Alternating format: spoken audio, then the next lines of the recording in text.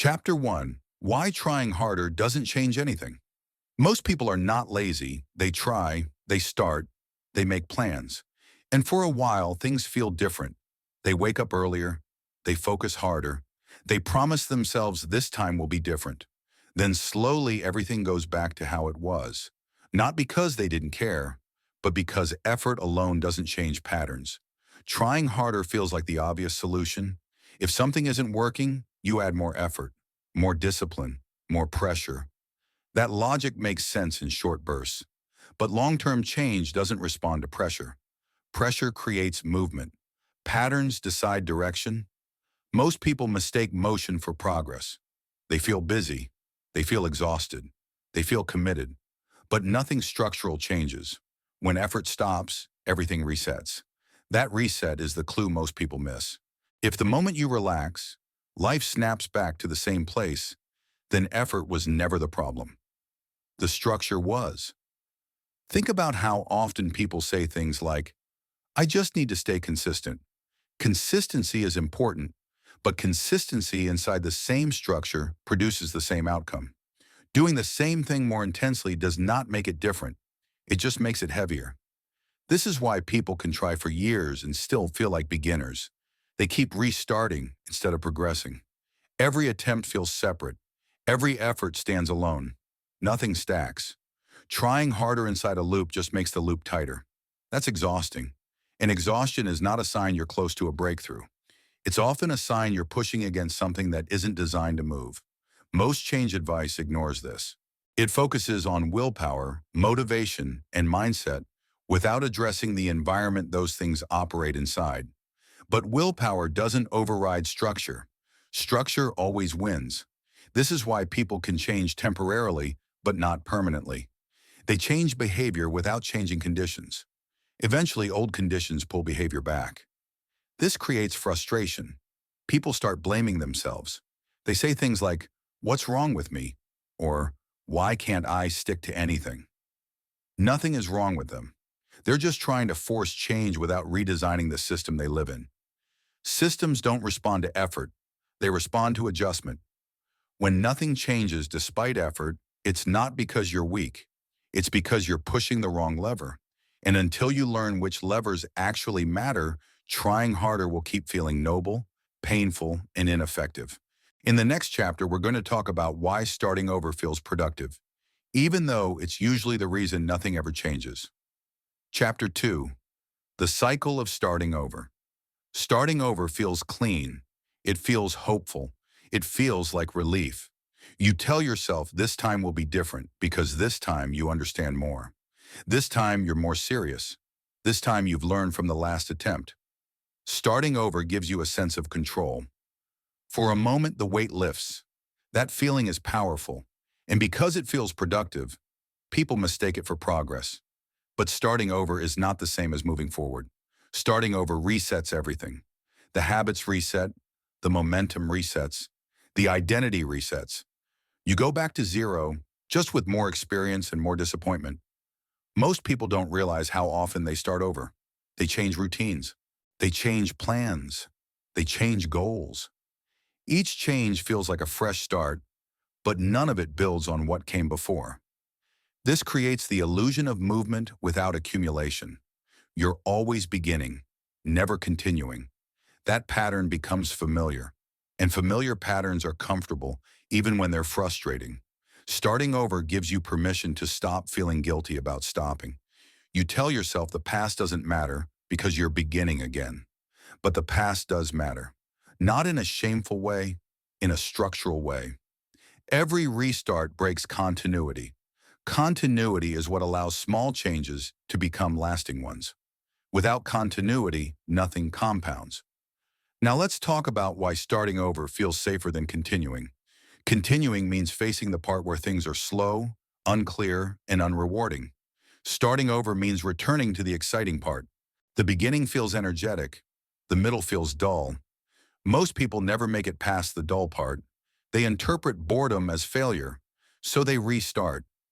Over time, restarting becomes a habit. When things get uncomfortable, you don't adjust. You reset. That habit quietly trains you to abandon progress at the exact moment it's supposed to deepen. This is why people feel like they're always trying, but never arriving anywhere. They live in beginnings. Beginnings feel productive because they come with clarity. The rules are simple. The goal feels obvious. The motivation is high. The middle removes those comforts. In the middle, motivation fades. Feedback slows. Progress becomes subtle. You have to rely on structure instead of excitement. That's where most people break the chain. Now here's something important. The problem is not that you started over. The problem is that you never learned how to continue imperfectly. People believe progress requires intensity. It doesn't. It requires continuity. Continuity means staying in motion even when effort is uneven, even when motivation dips, even when focus isn't perfect. Most people don't allow themselves to continue unless conditions feel right. So when conditions change, they stop. Then they wait for the next clean start. This creates a loop. Try hard, burn out, stop, restart. Over time, this loop damages confidence. You begin to distrust yourself. You say things like, I can't stick to anything, or I always fall off. That belief becomes part of your identity, and identities are hard to change. But here's the truth. You're not bad at sticking with things. You're just practiced at restarting. That's a skill you've accidentally trained. The good news is that skills can be retrained. The moment you stop restarting and learn how to stay, even at reduced effort, the cycle begins to break. This doesn't feel dramatic. It feels awkward. You'll feel like you're doing not enough. That feeling is the withdrawal from intensity. It's uncomfortable because you're used to all or nothing effort. Continuity lives in the middle. Not intense, not passive, steady. In the next chapter, we're going to talk about why motivation always disappears and why relying on it guarantees you'll keep starting over. Chapter 3. Why motivation always disappears. Motivation feels powerful when it shows up. It gives you energy. It sharpens focus. It makes change feel possible. People wait for motivation because it feels like proof that they're ready. But motivation is temporary by design. It's a response, not a resource. It shows up when something is new, emotional, or urgent. It fades when familiarity returns. That doesn't mean you did something wrong. It means motivation did what it always does. Most people misunderstand this and assume motivation disappearing means the plan failed, so they stop. Then they wait for motivation to come back. That waiting period can last days, weeks, or years. This is why people feel stuck between bursts of effort. They're depending on a signal that was never meant to last. Motivation is useful at the beginning. It gets you started, but it cannot carry you through repetition. Repetition requires structure. Structure does not care how you feel. It simply exists.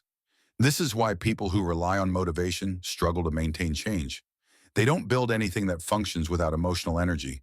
Once motivation fades, the system collapses. Now let's talk about why motivation fades so reliably. At first, change promises relief. You imagine a better version of yourself. You picture progress. You feel hopeful. That hope creates energy. But as soon as change becomes routine, the emotional charge disappears. The brain no longer treats it as urgent. Urgency is what creates motivation. Without urgency, motivation leaves. This is not a flaw. It's efficiency. Your brain is designed to conserve energy, doesn't want to stay excited about the same thing forever. People who don't understand this blame themselves. They say things like, I just need more discipline. Discipline helps, but discipline without structure still relies on effort. Effort is expensive. Structure is cheaper. This is where most advice goes wrong. It tells people to push harder when motivation fades. That creates friction. Friction creates resistance. Resistance creates avoidance. Eventually, avoidance wins. Now let's talk about what actually replaces motivation. Not willpower, not discipline. Design. Design decides what happens when motivation is gone. When you design your environment, routines, and expectations, behavior becomes easier. You remove choices, you reduce friction, you lower the cost of showing up. This is how change survives boredom. People who succeed at long-term change don't feel motivated all the time.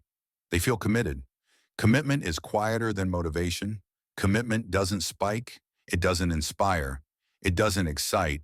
It simply continues. Now let's talk about how motivation tricks people. Motivation feels like a requirement. People say, I'll start when I feel motivated. That sentence delays action indefinitely.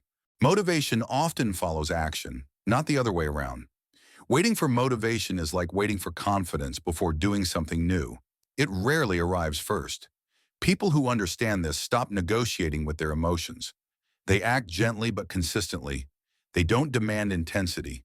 They accept normal effort. That acceptance is powerful. Now let's talk about something uncomfortable. Motivation disappearing is often a sign you're doing something real. Real change feels ordinary after a while. If something still feels exciting, you're probably still at the surface. Depth feels calm. Depth feels repetitive. Depth feels boring. People who mistake boredom for failure never go deep enough for change to stick. They bounce from idea to idea, plan to plan, looking for something that stays exciting. Nothing does. Because excitement is not sustainable. Stability is. Now let's talk about a common pattern. People start strong. They miss a day. They feel discouraged. They wait for motivation to return. That wait becomes the end. People who don't rely on motivation respond differently. They miss a day and resume the next. No drama, no guilt, no restart. That behavior builds trust with yourself. Trust matters more than motivation. When you trust that you'll show up even when you don't feel like it, change becomes reliable. Now let's connect this back to why nothing changes. If you rely on motivation, change will always be temporary, because motivation always leaves. The solution is not more motivation, it's less dependence on it. Design systems that work on bad days. Lower expectations. Protect continuity. Those choices allow change to survive the moments when you don't feel like continuing. In the next chapter, we're going to talk about the comfort of familiar struggle and why staying stuck often feels safer than changing. Chapter 4. The comfort of familiar struggle. There is a strange comfort in struggle you already know. Even when it's painful, even when it's exhausting, familiar struggle feels safer than unfamiliar progress. Most people don't stay stuck because they enjoy suffering. They stay because the suffering is predictable. They know what their days will look like. They know what to expect from themselves. They know how to cope inside the pattern. That predictability creates stability, and stability feels like safety. Change threatens that safety, not because change is bad, but because it's unknown. Unknown outcomes create anxiety. Known problems feel manageable. This is why people will complain about their situation while unconsciously protecting it. They say they want something different, but when something actually starts to change, discomfort appears. That discomfort is often misinterpreted as danger, so they pull back. Now let's talk about why familiar struggle feels comfortable. Familiar struggle fits your identity. You know who you are inside it. You know what excuses make sense. You know how much effort is expected. You know what failure looks like.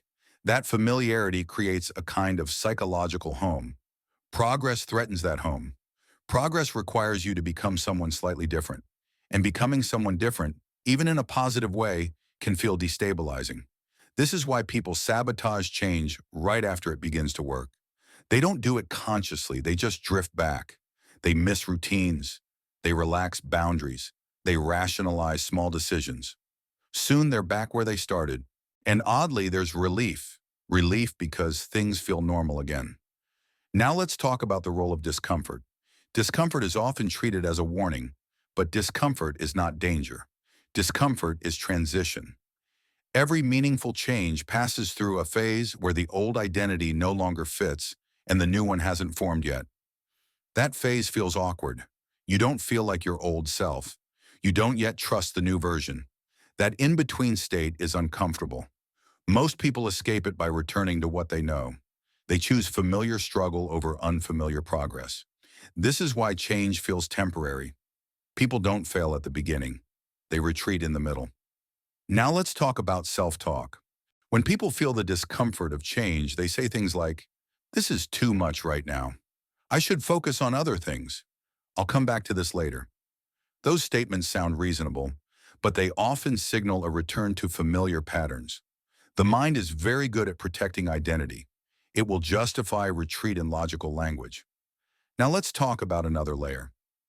Familiar struggle provides meaning. People say things like, at least I'm trying.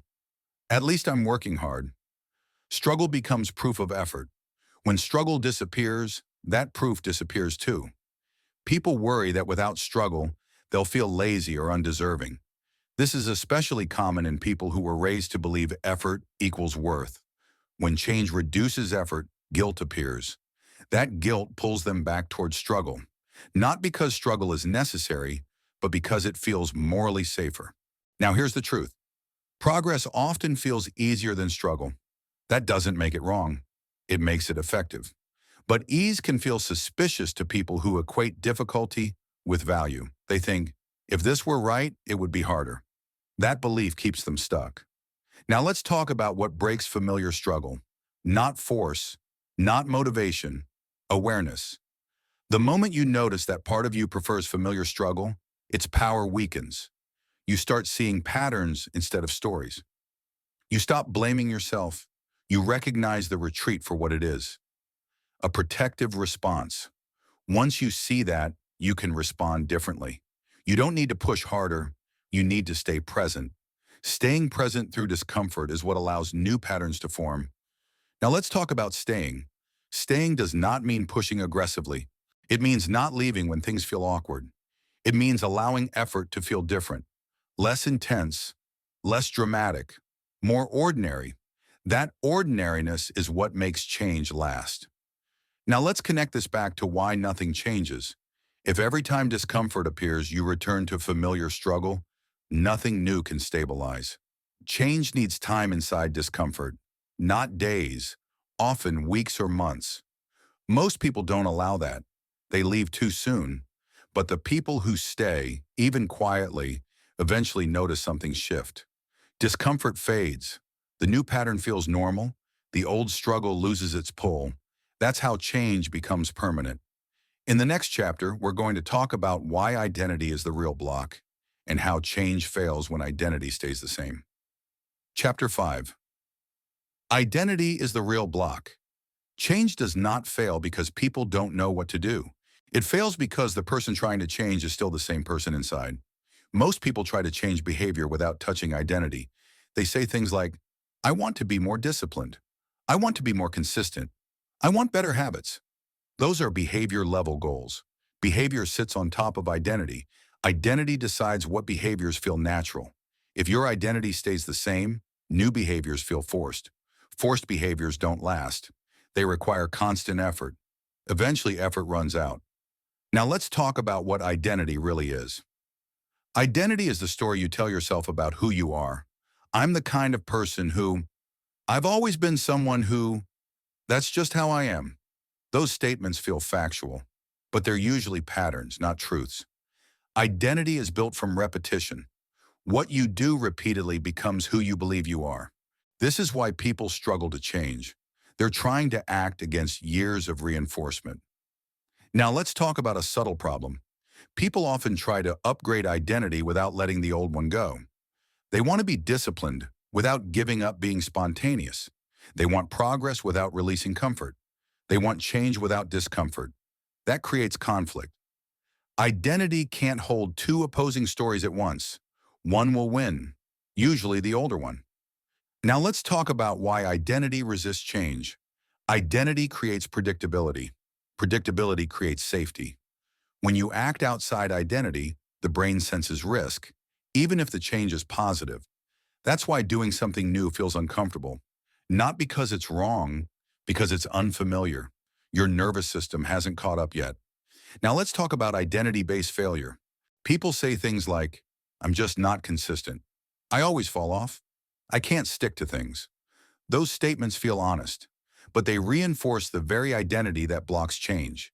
Each time you repeat them, you strengthen the pattern. Change becomes harder, not easier. This is why awareness matters. You can't change identity by force. You change it through evidence. Evidence comes from small, repeatable actions that contradict the old story. Not dramatic overhauls, not intense bursts, small proof. Now let's talk about how identity actually shifts. Identity shifts quietly. You don't wake up one day feeling like a new person. You notice it later. You look back and realize something changed. That change came from repetition, not realization. You didn't convince yourself, you showed yourself. This is why consistency matters, but not in the way people think.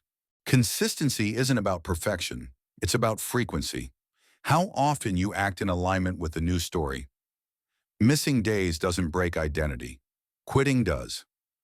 Now let's talk about the most important identity shift in this book. From I try to I do, even when it's imperfect. Trying belongs to the old identity. Doing belongs to the new one. Trying keeps things optional. Doing creates commitment. People who change stop identifying as someone who tries. They identify as someone who shows up, even at low effort, even quietly, even without results yet. That self-concept changes behavior automatically. Now let's talk about patience again, but from an identity lens. Identity needs time. You can't rush it. You can't fake it. You have to live into it. This is why shortcuts don't work. Shortcuts skip the repetition identity needs. People who look like they changed overnight didn't. You just didn't see the quiet part. Now let's talk about protecting the new identity. New identity is fragile at first. It needs protection from old environments, old expectations, and old narratives. This doesn't mean cutting people off. It means choosing what you reinforce. You don't announce your change. You live it, quietly. That quiet living is what stabilizes identity. Now let's connect this back to why nothing changes. If identity stays the same, behavior eventually returns to normal. No amount of motivation overrides identity.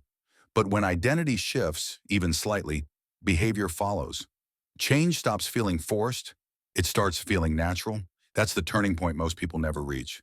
In the next chapter, we're going to talk about why progress feels invisible and how people quit right before identity fully shifts. Chapter 6. Why progress feels invisible. One of the most discouraging parts of change is how little evidence there seems to be at the beginning. You're doing something differently. You're making better choices. You're showing up more often. And yet nothing looks different. Life still feels the same. Results haven't moved. Feedback is quiet. This is where most people quit. Not because they aren't changing, but because they can't see it. Progress is invisible at first because it happens internally before it shows externally. Identity shifts first. Behavior stabilizes next. Results arrive last. Most people expect the reverse.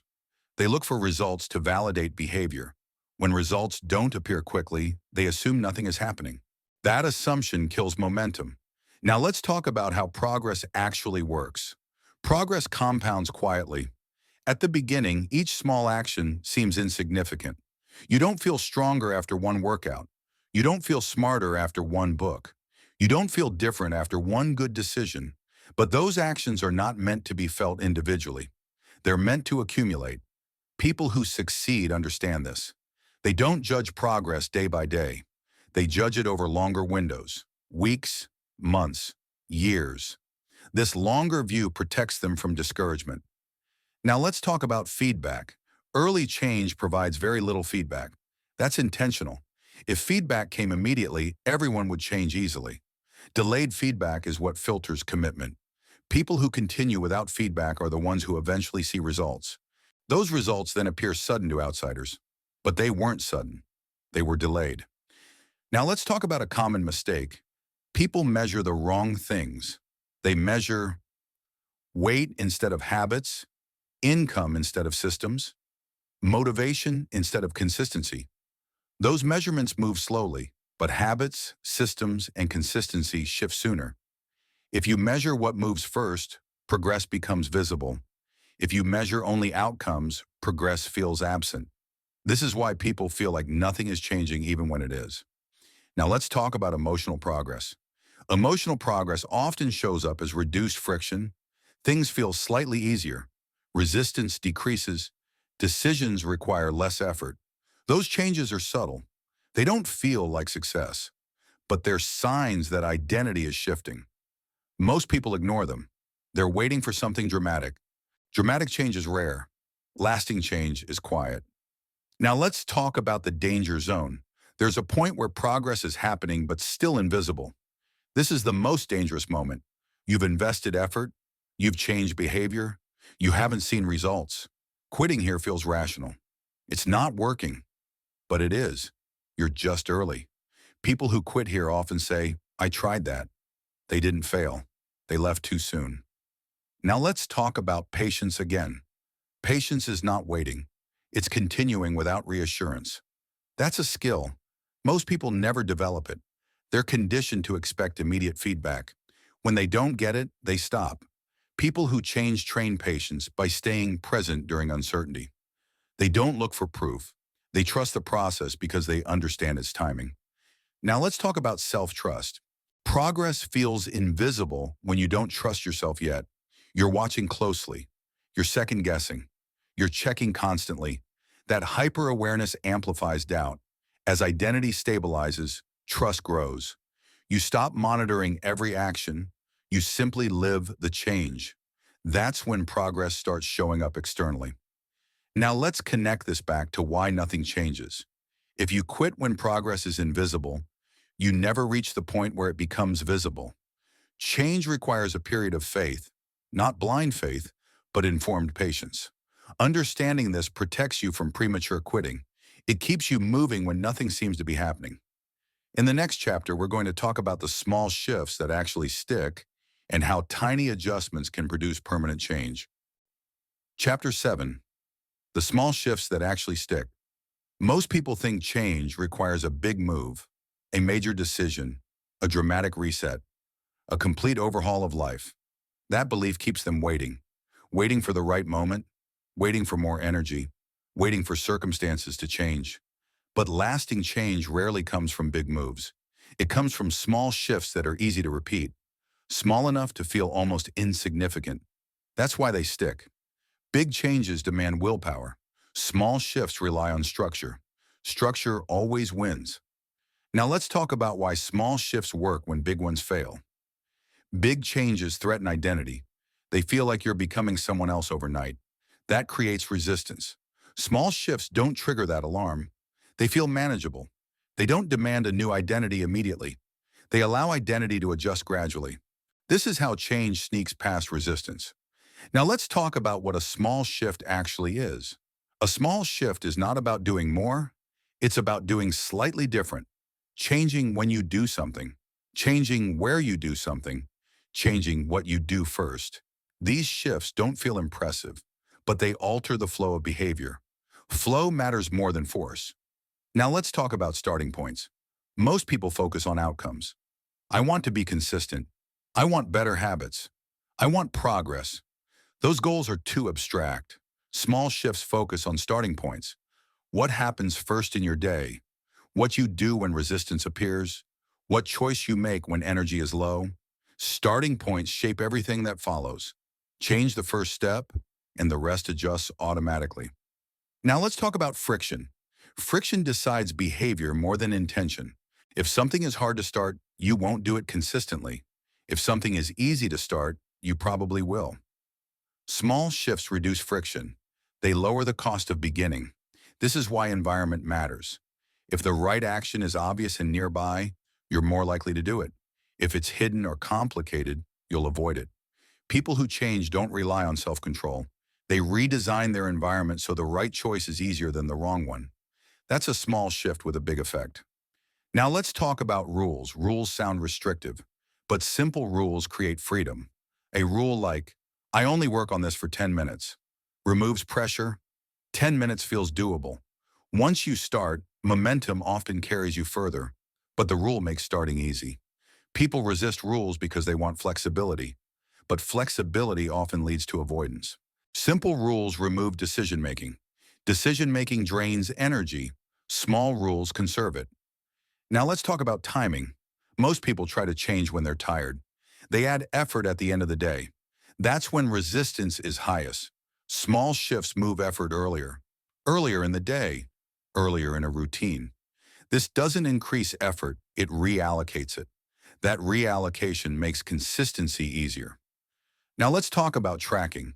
People think tracking needs to be detailed. It doesn't. Tracking should be binary. Did you show up or not? That's it. Complex tracking becomes another barrier. Simple tracking builds awareness. Awareness reinforces identity. I showed up today. That statement matters more than how well you performed. Now let's talk about recovery. Small shifts include recovery. Most people ignore recovery until burnout forces it. People who change build recovery in. They stop before exhaustion. They rest before they need to. This prevents the boom and bust cycle. Consistency requires sustainability. Sustainability requires rest. Now let's talk about expectations. Most people quit because their expectations are too high. They expect fast results. They expect visible change. They expect clarity. Small shifts lower expectations. They focus on process, not outcome. When expectations are realistic, quitting feels unnecessary. Now let's talk about stacking. Small shifts stack naturally. One leads to another. Showing up once makes showing up again easier. Consistency compounds identity. Identity compounds behavior. Behavior compounds results. This chain only works if the first link is light enough to hold. Small shifts create that lightness. Now let's connect this back to why nothing changes. People try to change everything at once. They overwhelm themselves, then they retreat. Small shifts avoid that cycle. They allow change to grow quietly, without drama, without force, without burnout. This is why people who succeed often say things like, "I don't know when it changed." Change didn't announce itself. It accumulated. In the final chapter, we're going to talk about the calm way forward and how to live change without constantly thinking about it. Chapter 8. The calm way forward. Change becomes real when it stops being the center of your attention. At first, change requires awareness. You notice what you're doing. You watch your choices. You correct yourself often. That stage feels active, but it's not meant to last forever. The calm way forward begins when change becomes background. You're no longer trying. You're simply living differently. This is where most people think progress should feel dramatic. It doesn't. It feels ordinary. Ordinary is the goal. When change feels ordinary, it lasts. Now let's talk about what calm change looks like. You stop negotiating with yourself.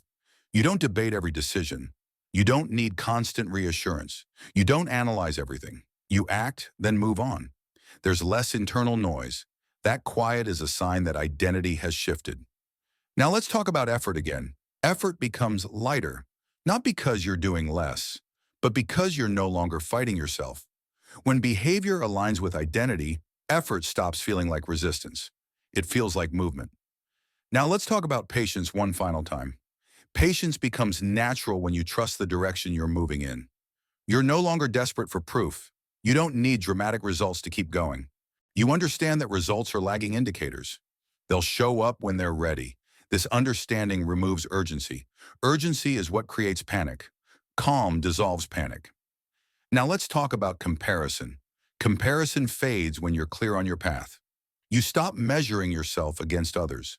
You measure yourself against alignment. Does this feel right? Does this feel sustainable? Those questions matter more than speed. Now let's talk about setbacks. Setbacks stop feeling personal. They're just information. You adjust without drama. You don't restart. You continue. That behavior protects everything you built. Now let's talk about living change. Living change means you don't constantly think about changing. You're no longer working on yourself. You're just being yourself differently. This is where people feel relief. Relief is not excitement. It's steadiness. Steadiness is underrated. Now let's talk about the end of this book. There is no final push, no grand conclusion, because real change doesn't end. It stabilizes. It becomes normal. It fades into the background of your life. And that's how you know it worked. Now let's bring this all together. Nothing changes when effort fights structure. Everything changes when structure supports behavior. Trying harder keeps you busy. Designing better keeps you moving. If you take anything from this audiobook, let it be this. You don't need to force change. You need to stop resetting it. Stay when it's boring. Continue when it's quiet. Adjust instead of restarting. Over time, that choice rewrites who you are. And one day, without noticing when it happened, you realize something simple. Things are different, not because you tried harder, but because you stayed. That's the calm way forward. And it's enough. Bonus chapter. How to actually move forward when no one is watching. Most people think the hardest part of change is knowing what to do. It isn't. The hardest part is continuing when there is no feedback, no praise, and no visible proof that anything is working. This chapter is about that phase, the quiet phase, the phase where change either becomes real or disappears completely. This is where most people lose momentum, not because they're weak, but because they don't understand what's happening internally. When no one is watching, your brain looks for shortcuts. It asks questions like, does this really matter? Is this worth the effort? Why am I doing this if nothing is changing? Those questions feel logical, but they come from discomfort, not truth.